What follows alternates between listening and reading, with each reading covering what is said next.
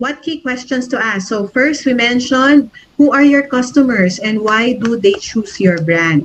Okay, so yung mga, and then check if these customers that the franchisor said is present in the location that you are proposing, because not because the foot traffic is high, the brand will work there. Okay, the investment and ROI, like I mentioned, similar concepts versus similar investment levels, compare the ROI or the payback period.